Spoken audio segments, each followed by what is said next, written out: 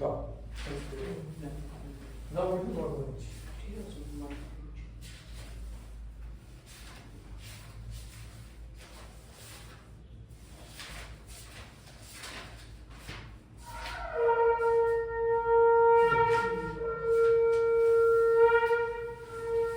সেভেনটা হবে 6 তো? কপি হয়েছিল। 8টা করে দিয়েছিলাম। এটা হচ্ছে তোমার এক্সেল 11.2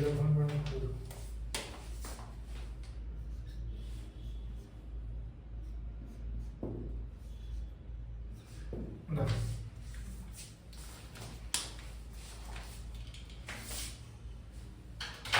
দেখো 7টা কি বলেছে দেখো A batch of bottles were packed in 25 boxes with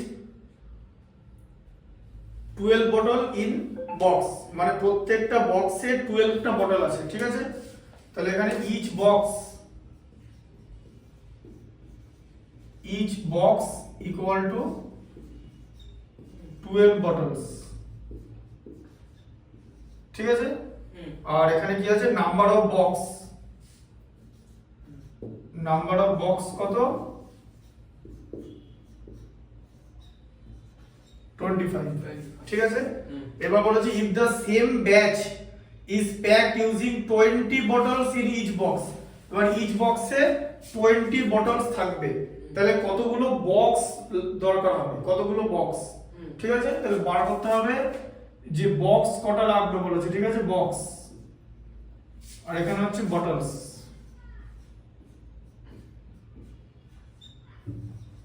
ঠিক আছে 12 বটলস থাকতো তখন 25টা বক্স লাগতো ঠিক আছে এখন এক একটা বক্সে 20টা বটল ধরে যাবে তাহলে কটা বক্স লাগবে এটাকে বি ধরলাম তাই তো ঠিক আছে বলুন ঠিক মাথায় এলো না। আচ্ছা শোনো হ্যাঁ। আগে 12টা একটা বক্স মানে একটা বক্সে 12টা বোতল থাকতো মানে 12টা বটল এরকম টোটাল 25টা বক্স লাগতো সব প্যাক করার জন্য হ্যাঁ।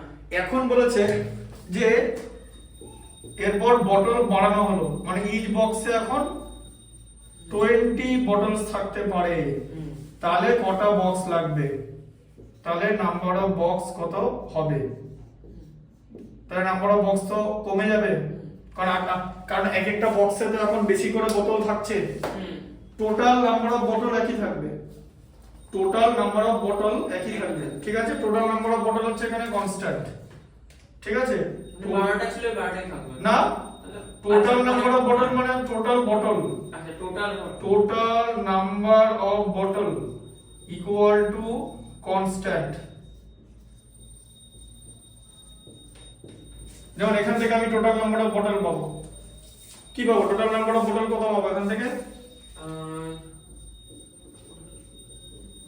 বলো টোটাল নাম্বার অফ বটল কত হবে এক একটা বক্সে 12টা করে বোতল থাকে 12টা এরকম 25টা বক্স আছে তাহলে কত হবে টোটাল নাম্বার অফ বটল কত হবে 1 বক্স ইকুয়াল টু 12 বটল তাই তো টোটাল কটা বক্স আছে 25 প্রথম কন্ডিশনে 25 বক্স ইকুয়াল টু 25 ইনটু 12 মানে 300 বটলস এই 300 বটলস কিন্তু সেম থাকবে বটল বাড়ায়নি শুধু এক একটা বক্সে আগে 12টা করে বটল থাকতো 12টা করে এখন এক একটা বক্সে 20টা বটল থাকবে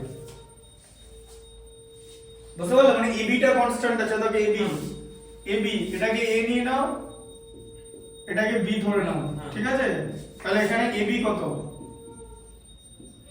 12 ইনটু 25 তো যেটা 300 এই এবি টা কনস্ট্যান্ট থাকবে এটা থাকবে হচ্ছে কে মানে কনস্ট্যান্ট এবার তোমাকে বি এর ভ্যালু বার করতে হবে বি মানে স্মল বি এই বিটার ভ্যালু বার করতে হবে যে যদি এক একটা বক্সে 20টা বটল ধরে যায় তাহলে এরকম কটা বক্স লাগবে বক্স বাড়বে না কমবে বক্স বাড়বে কেন আচ্ছা ও কমবে একটা বক্সে তো আগে 12টা বটল থাকতো এখন একটা বক্সে তো 12টা বটল থাকবে বুঝতে পারলে ধরো বেঞ্চ আর স্টুডেন্ট ধরো আগে একটা বেঞ্চে 12 জন বসতো তাহলে কটা বেঞ্চ লাগবে। এখন যদি একটা বেঞ্চে 20 জন করে বসে যায় তাহলে বেঞ্চ কম লাগবে তো। হ্যাঁ। স্টুডেন্ট নাম্বার তো কনস্ট্যান্ট আছে, এটাও ঠিক তাই, যে নাম্বার অফ বটল মানে টোটাল নাম্বার অফ বটল 300। এই 300 টা বটলকে কি করে অ্যারেঞ্জ করা হয়েছিল, এক একটা বক্সে 12টা করে বটল ভরে, তাহলে তো 25টা বটল লাগলো। এবার বলছে এক একটা বক্সে 20 খানা করে বোতল ভরে দেবে, মানে বেশি বোতল ভরে দেবে, তাহলে তো কম বক্স লাগবে। হ্যাঁ এবার বুঝতে পেরেছো, বেশি বোতল ভরবে এক একটা বক্সে, তাহলে তো বক্স কম লাগবে, কম লাগবে। কারণ নাম্বার অফ বটল তো সেম হবে, তাই তো? হ্যাঁ মানে ব্যাপারটা হচ্ছে তুমি 25 টা কি করবে, 300 কে তুমি 12 দিয়ে ডিভাইড করে 25 আনলে তো, যে টোটাল 300টা বটল ছিল, একটা বক্সে 12টা বটল। এবার 300 কে কি দিয়ে ডিভাইড হবে, এবারে 300 কে কি দিয়ে ডিভাইড হবে, এদিকে দেখো 20 দিয়ে, নাম্বার অফ বটল দিয়ে ডিভাইড হচ্ছে একটা বক্সে। 12 টা কি, 12 টা হচ্ছে মানে number of bottles in one box, মানে একটা বক্সে 12 টা বটল আছে, ঠিক আছে? আর এখন একটা বক্সে বেশি বটল ভরে দেওয়া হলো, তাহলে তো বক্স কম লাগবে। এই জায়গাটা বুঝতে পারছো কনসেপ্টটা, বক্স তো কম লাগবে, কম লাগবে এখন।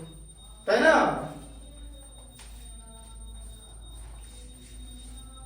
কারণ আগে কি করতাম, একটা বক্সে 12টা বটল, এখন একটা বক্সে 20টা বটল, মানে বটল বাড়িয়ে দিলাম, তাহলে তো নাম্বার অফ বক্স তাহলে তো কমে যাবে। কমে যাবে। এবার এটা কি করে বার করব, প্রথমে রিলেশনটা বার করতে হবে, যে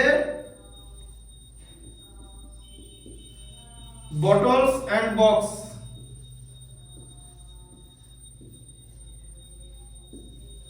are in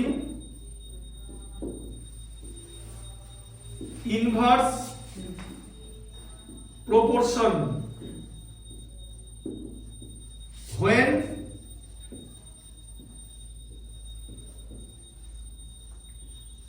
number of bottles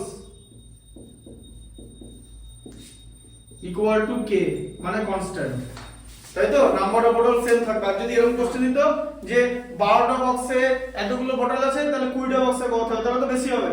কিন্তু সেখানে তো নাম্বার অফ বটলস তো কনস্ট্যান্ট না কনসেপ্টে, এই কনসেপ্টে বটল তো একই আছে, তাহলে বটল সংখ্যা তো একই আছে, তাহলে আমি যদি এক একটা বক্সে বেশি করে বোতল রাখি, তাহলে তো বক্স কমে যাবে।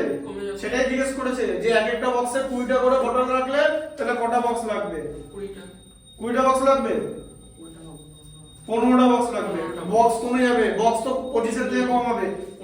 কি করে হবে দেখো, এখানে দেখো, দেখো এরকম বলেছিলাম তো, আর এরকম তো ইনভার্সে, তাহলে রেশিওটা কি হবে, 12:20 দিয়ে, তারপরে কি হবে বলো, তারপর হচ্ছে b:25। কোন প্রসেসে যাবে বলো, ডিভিশন না মাল্টিপ্লিকেশন? ডিভিশন। আর ডিভিশন কি করে, 12 কে কি দিয়ে ডিভাইড করবে, 20 দিয়ে, b কে কি দিয়ে ডিভাইড করবে, 25 দিয়ে, তাই তো? আচ্ছা এবারে দেখো নিচে 20 আর 25 আছে তো, হ্যাঁ কাটাকুটি করব, লাইনটা একবার লিখে দিচ্ছি যাতে কাটাকুটিটা বুঝতে সুবিধা হয়, সিম্পলিফিকেশনটা। 5 দিয়ে ডিভাইড করলে 5 দিয়ে ডিভাইড করলে 4, তাই তো? 4 3 তে 12 হয়ে গেল তো, তাহলে কি হয়ে গেল, 3/1 ইকুয়াল টু b/5, এটা হলো তো, তাই তো হলো? b এর নিচে 5 আছে তো, তাহলে আবার b ইকুয়াল টু কত হবে, ক্রস মাল্টিপ্লিকেশন কি হবে, b ইকুয়াল টু 3 into 5 মানে 15, একটু মাথাটা খাটাতে হবে, ঠিক আছে? দেখেছো, এই দেখো তাই হবে, দেখবে এই দেখো, এবার আমি 300 কে 20 দিয়ে ডিভাইড করছি, number of bottles in a box দিয়ে 15 বের হলো, দেখলে? তাই হবে, এখানে একদম মিলে যাবে, তার কারণ এখানেও 15 হতে হবে, কারণ এখানে যদি 15 না হয় এবি টা মেলাতে হবে তো, এই যে এবি, আবার এবি করো, এবার এবি এর ভ্যালু কত, এর ভ্যালু 20, বি এর ভ্যালু 15, এই দেখো 300 আসবে তো। অ্যানসার চেক এভাবে করতে হয় যে এবি টা কনস্ট্যান্ট হবে, a into B always constant. এখানে a এর ফার্স্টে ভ্যালু ছিল 12, বি এর ভ্যালু 25, এবি এর ভ্যালু 300, a এর ভ্যালু 12, এর ভ্যালু 20 আর b এর ভ্যালু 15 বেরিয়ে গেল, যে 20 into 15 is 300, so ab will remain constant. This is how you can check the solution of the question, ঠিক আছে? তুমি অ্যানসারটা দেখে নিতে পারবে, ঠিক আছে? তাহলে এখন কি হবে, এটা কোশ্চেনটা কি ছিল, how many box would be filled, তাহলে b বক্স ধরেছিলাম তো, হ্যাঁ। তাহলে হচ্ছে 15 boxes would be filled, boxes would be filled।